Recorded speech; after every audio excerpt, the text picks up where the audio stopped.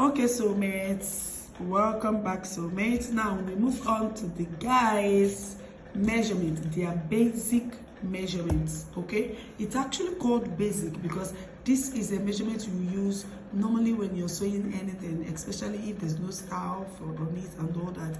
But if there's a style, according to the style, you'll be able to know that the other measurement you still need to get in order to get that style drafted perfectly. But this is for just the basic ones for beginners. Okay, now we have shoulder the same way we have for women. We have guys, we have shoulder or back measurement. This is very important also, but I will show you guys the different on measuring both for the guys and for the ladies. Okay, when we move to the manicure to our measurement. Now we have the sleeve length the same way we have for the ladies. We have sleeve round, the same thing. Then we have busts round, the same thing. But the difference is that guys, they don't have busts. Okay, so but still you need to measure their round bust to get their bust measurement. It's important for the fitting of the shirts. Okay, then we have waist, round waist. Note, this should be where the trouser sits, so their waist measurement should always be where the person want to put their always put their trouser where their trouser starts. Okay, because you're going to get it, if it's someone who doesn't use belt, you have to get it tight so that the belt the person will not need the belt to be able to wear it. If it's for rope, you know that you're putting a rope around that place, so this is also very important, especially for trouser. And also for the tops, also you can also measure the person's waist and all that. Although normally for the top, when we move into drafting, you will notice that most times we don't use waist on the top because what we use is bust, and bust is usually bigger than the waist. Okay, and that's what we also use on the hem too. So but when we get there, you'll be able to understand. Then we have shirt length. Shirt length, that's the length of the shirt you're making. If it's a shirt, if it's a all the senator too and all that, you need this length because you need to know where the shirt will stop and all that. And then we have flap length. This flap length is not even that important like for you to get the measurement, because once you start sewing, you'll be able to know where the flap should stop. But I put this in here because for beginners. Okay, you can decide to measure the person's neck from where the neckline should be down to where you want the flap to be, so that the flap will not be too long or too fast. But if you're sewing, you should be able to know the length of the flap. Okay, but as we keep moving on, I'll be able to explain it. So this actually, most people will not tell you to put it. Most tailors, most tutors will not tell you to put this flap length. But you know, flap is mostly maybe when you're sewing senator or maybe just normal traditional trousers and top for guys. Okay, so now we move to trousers. For trousers, the only measurement you need there is just the hip or waist measurement I've talked about. There are some places where you need to fix just the hip measurement, especially when you're making traditional dress trouser. Okay, the one that will have rope or elastic and all that. Most times you use your hip measurement around where the waist will be. But if you're making English trousers, normally you use your waist measurement. Okay, that's hip or waist round measurement. Then we have your trouser length, the desired length where you want your trouser to stop. If it's the ankle, you take your tape from your waist to your ankle to get it.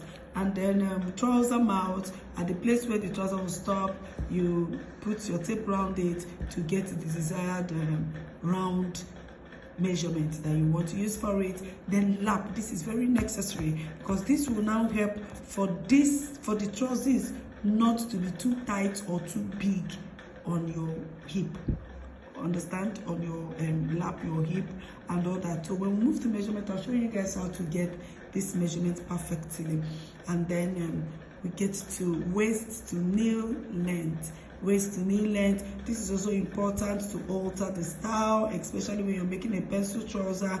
You will know the length where it will reach for you to be able to move your pencil, to start drafting your pencil and move it to the hem and get a penciled trouser the desired person you want it to be, and all that. All right, so this is also very important, and this is it for the men, for the basic measurement. In fact, most times, even for advanced measurement and all that, this measurement actually is what they use, except you have other styles you want to put. You can put your tape around to get where the style will start and stop and all that. But this, for men, it's actually mostly the measurement we need. All right, so mates, welcome back. I am also going to use this manicure for guys. I don't have a long manicure for the guys, but it's still the same thing. Only difference is that the guys might not have a big bust like this, but they have bust. We still have busts on them. So now we're measuring their shoulder. We start from the back as usual, which is your shoulder measurement. Guys, their shoulder do not start from here, because their shirt is not that fitted on the armhole. No matter how fitted you want it to be, it cannot be like ladies. So most times when you're measuring, you place your tape down here if you're measuring the person's back. So now I got 13 for this manicure when I'm measuring ladies, right? But if this manicure is a guy and I want to measure this guy, I will use 18 on a normal, or 19. Okay, so for you to see the difference, measure, because guys have a broad shoulder more than us, and their shirt is not that fitted like that on the armhole. If it's too tight on the armhole, it's not good. Okay, so sleeve length is still the same way. I prefer placing it on your collarbone, turning it round and getting my required measurements. And then when I'm cutting the sleeve, I minus the half of the back, and then I'm good to go. All right, so this is it for the sleeve length. Sleeve mount, which I don't know if I talked on the previous video, is just like this, to wherever you want your sleeve to stop. If your sleeve is stopping here, you measure the mount. For guys, the sleeve mount is always a bit bigger. Remember, it's not too tight like that. Okay, even if no matter the pencil it is. So the same thing. But if it's for ladies, you want it very tight, you put it like this. Okay, so that is for this round sleeve measurement. Wherever your sleeve will stop, you place your tape and get your accurate required measurements that you want for it. Okay, so after this sleeve round, the next thing we have on the guys is bust, round bust measurements. Okay, guys does not have under bust and all that for you to start working on nipple to nipple and all that. It's just the bust, and their bust is not supposed to be too tight. Also, you make it a bit free because they love something that will not stress them. So you place it like this. You could decide to have their bust like this, depending. Please remember that guys does not have bust, so do not look at what this mannequin. Just be imagine that this mannequin is a guy. Okay, just imagine. So you see, you make it a bit not too loose but not too tight, but not tight. Okay, then after that you measure their waist. Their waist is usually where their trouser will sit. Normally they don't have this type of waist that we're talking about. It's just where their trouser will sit. If their trouser sits here, you get it, but this time around you get the waist a bit tight, especially when they say they don't want to use trouser on it, or when it is not traditional wear that you put rope or you put elastic. If it is one you just put zip and button, but they don't want to use belt, you make sure you tighten it so that it can fit them when they wear it. If they want to use belt, it could be a bit loose, then they can put belt on it. All right, so it depends on what they want. Then if it is for traditional measurement, you can make it very big safe, because at the end of the day you can use elastic or rope to gather it to their required waist. Now if you're making a traditional trouser for them, actually you don't even use their waist, you use their hip to measure it. Now this is hip, the same way we measure the hip, it's the same thing. You measure their hip measurement round from the biggest part of their back to get what you want. Don't make it too tight. Okay, this is for the hip measurement. And then the next thing that we have is the shirt length. The shirt length. Shirt length is the same way we measure the other lengths. You pass it through their bust, and then you get to where you want the length to be. Remember, guys don't want shirts that's too up like us. So most times it could be 29, it could be 30, it could even be longer depends on what they want. So remember to always ask your customers, where do you want it to stop? Where do you want your shirt to stop? That's very, very important. Okay, so that's for the shirt length. The next thing we have, okay, there's something I put there which I told you guys that is not actually necessary if you already know what you're doing, and that's the flap length. Okay, that flap length, you know, that flap where they wear the traditional clothes like senator and all that they put their button on it, that when you open it you get it, that start from the neck. Now let's assume that this is where the neck starts. You could just decide to measure it to know where you want your flap to stop, so that it doesn't go too long. That's just what I mean by that. But normally most people don't measure. I don't measure it. I'll be able to determine the flap I want to use, and this is it. Okay, that is it. Then we move to the trouser. After I've talked about hip and then waist measurements. Now we're talking about trouser length. Trouser length is just the same thing like the skirt length that we did the last time. You place it where their trouser will sit, the same place they want their trouser to sit, and then you go down to where you want it to be. If it's a pencil, remember you have to stop at their ankle.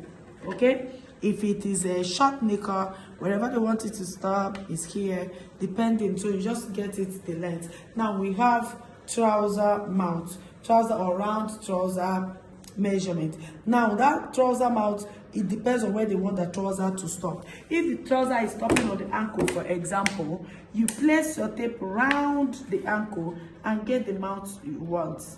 Okay, this could be 12 if it is pencil, it could be 11 if it is pencil, but make sure that it's not too pencil that it will not pass the person's feet. Okay, but if it's a traditional measurement, you could even use 15. Traditional, like all the senators, because it's not too tight. Depends, some of them too want it tight too. So, but it depends on what your customer wants. That's how you get your measurement. Now, the next important measurement is the lap. The lap is this particular place of your hip, this place like this. You need to get it accurately, because if you don't get it, it makes the trouser to either be too tight or too bogus. And how do you get it? You put the tape like this to the person. Okay, so hold on, let me shift this down from this side so you guys could see it very well. Okay, so you put it like this, you get to the lap, to the highest size of the lap, you see. So I could say that the lap of this manicure is 27 if I don't want it too tight. Okay, I could say this is 25 if I want it a bit tight. I could also still move it to 28, depends on what I want, but you have to pass it to the biggest part of your lap. Okay, that's for the lap measurement. And then you can also measure waist to nail. The waist to nail is exactly what we measured on the lady's side. You place it on the waist, you get it to the nail. This is particularly to when you want to sew a pencil trouser. Pencil trouser that the lap and the hip will be bigger than the down. So you know where to start your pencil, to start narrowing your hand. Okay, so this, your nail length is important, because this is the area where you will reach. You will be able to start narrowing your hand to get a penciled trouser. All right, so this is it for the guys, and this is just the basic measurement for guys. Okay, there could be other measurements when you start sewing different other styles, because your styles require different types of measurements. Okay, there are some style you will be sewing, you don't even need all this measurement. There's some you will sew, you will need more than this. Okay, so but I'm going to stop here, and thank you for listening.